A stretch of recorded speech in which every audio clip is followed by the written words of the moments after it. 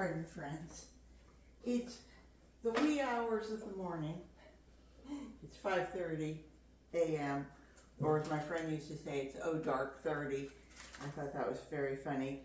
And happy Sunday for those of you who are watching me in real time on Sunday morning. Today is actually it's August the 27th, but we are covering the 34th week of the year. I can't believe we only have 18 weeks left. And we're going to do this real quick. First of all, thank you all for showing up. For those of you, anybody who's new, I hope you'll ring the bell, give me a thumbs up, thumbs down, comment, subscribe if you like, if you see what you like. If it's not only are we a recycling channel, but also very much a garden and vermiculture channel. So if you want to spread the good news around, please, I would so appreciate it. But what we are doing here is we have a 1,000-pound challenge, and it is to divert 1,000 pounds of the things that we would either throw down the drain. You know, if you have a garbage disposal, most of us just throw this down the drain, hit the garbage disposal, off it goes. Well, that's fine, but I think there's a better place for it, and that place is your garden or your yard. You know, if you grow shrubs, you can grow nicer looking shrubs. If you have trees, you can grow healthier trees. And doing it without chemicals, and doing it without going out and buying something. You can make this yourself. And I think, why not? Why wouldn't you? So the things that we're really saving are like our fruit and vegetable peels. I have eggshells there. You can put them in the ground as they come out, you know, cut in half. You can pulverize them. The smaller the particle, the quicker it's going to break down. And of course, that's going to add some nice calcium to your soil, and it's wonderful. And the microbes can eat it. The worms can use it. If there's worms in there, they can use it in their gizzard in their stomachs to break things down. All good. The coffee filters, I've told you this many times before. I was just putting out some new pots and planting some seeds, and I used my old coffee filters down at the base so that whenever I'm watering the pot, the soil doesn't just come running through. Tea bags the same. You can get, you know, your tea leaves are good for composting or for adding back into your soil. If you're raising worms, the worms will love it. If you have old cereal that you don't want to eat anymore, the kids don't want to eat anymore, add it along. Any of your leaves, any of your as you're trimming your shrubs, we take our mower out and we take those shrubs and not the real, the ones that are really barky. That's going to be a little bit hard for your mower to chew up unless you have a chipper shredder. We don't.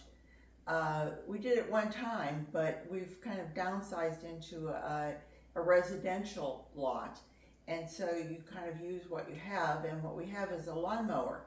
And so when we're trimming our bougainvillea, when we're trimming our ligustrum and viburnum, crepe myrtle, any of these things, any of those leaves, your mower can pick them up in a bag.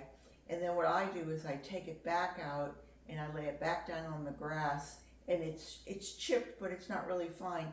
And then I go through again, and it's amazing that second time through, it just pulls the moisture out of those leaves. And it's almost, I don't want to say a mash, but it's much more broken up. And you can see that, and I've just bought a geobin, and I've been adding that to the geobin, and then I have bought an aerator, and I'm, aerating that and making more compost, and I'm so excited about that. Anyway, if you couldn't tell.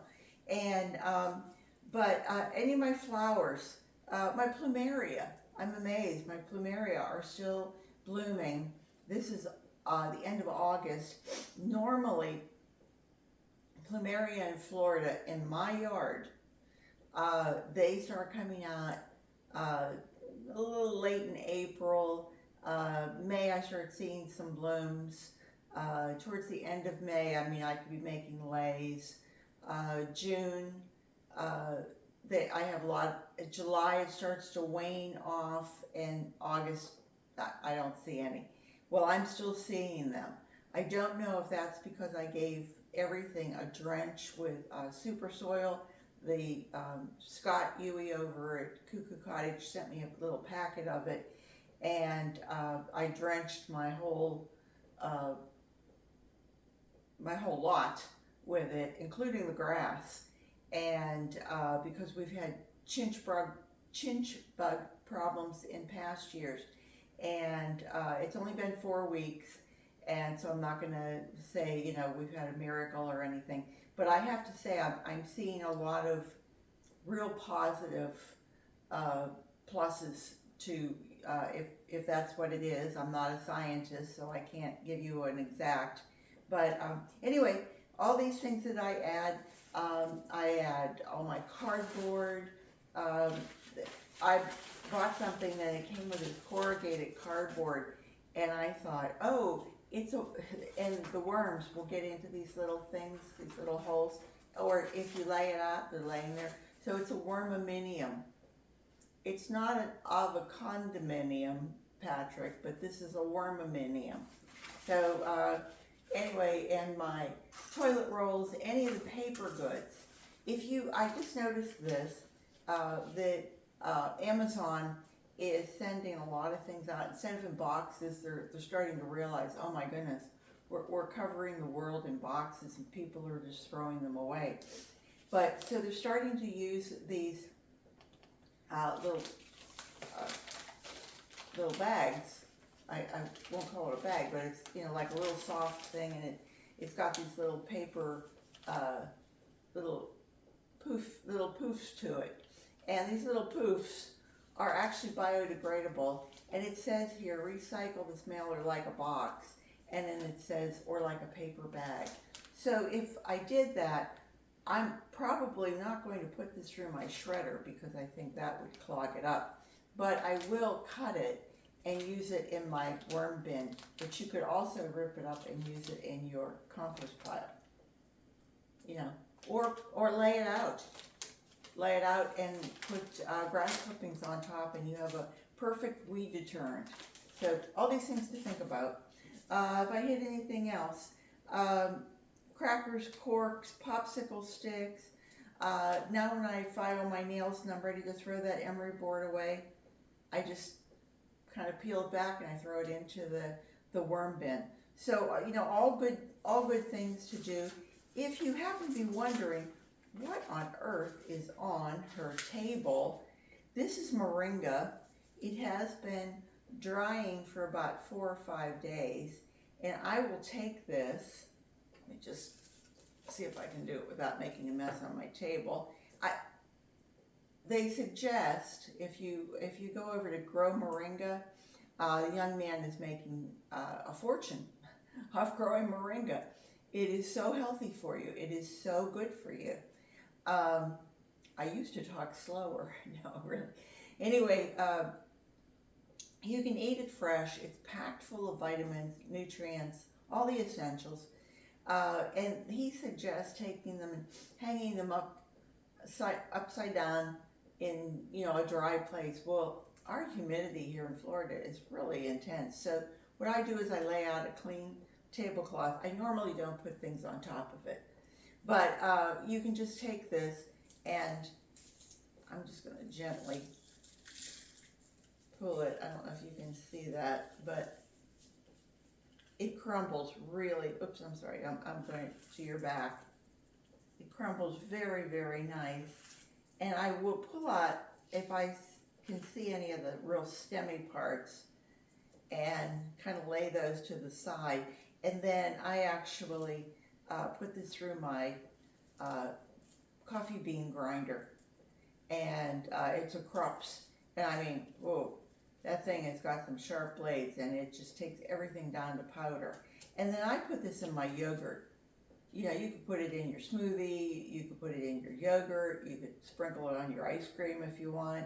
I think you could find many different, put it in your soup. You can eat it fresh, you can eat it dried. The drumsticks are the seed pod, and you can eat the seeds. Fascinating. I would suggest anybody who can grow it, do grow it. Even if you can't grow it as trees, if you could grow it as like a microgreen or as small plants, it doesn't take a freeze, but you know, anyway. So that's why all of this is on my table. So, to business. This week, our friend Brian did not cut his grass. Sometimes he works for Disney, and sometimes he goes out on a cruise and they're gone for weeks. So we didn't have his 30, 40, 50 pounds of grass clippings this week. So we only had Peggy to rely on. And I kind of had that feeling, and so boy, we were trimming shrubs, and we were doing all different things, and I was walking around the neighborhood early in the morning, and somebody had put out cardboard boxes, so boy, I dragged those home, and I thought, God, I look like a bag lady bringing things home, but at least I walk very early in the morning, so very few people see me.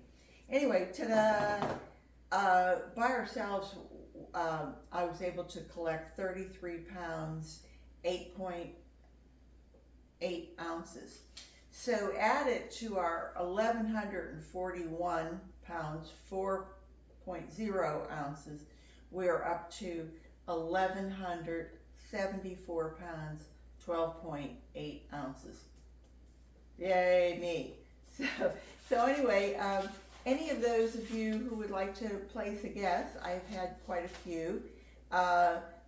Joe, you gave me a guess of August 10th to reach 1,000, but you never gave me a guess on what you thought would be our final on December 31st. Jane, you did the same. You gave me August 8th, but then you didn't give me a total as to what you thought I might be able to hit December 31st. Nobody else has come in the running yet. Mrs. White Davy from White Davy Garden and Worms, she thought I'd hit 13, and I think that's probably a little bit low. But we've had up to 2,000 with Nick over at Nick in the Garden, Nick the Gardener, and so it's been fun. It's kind of, as I'm looking at this, I'm going, well, let's see.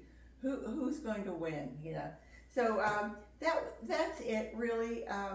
I think this has been just a real fun experience for me. It's a little labored because I'm having to remember to write things down, or I have to remember to weigh it, and then weigh it, and then remember to write things down.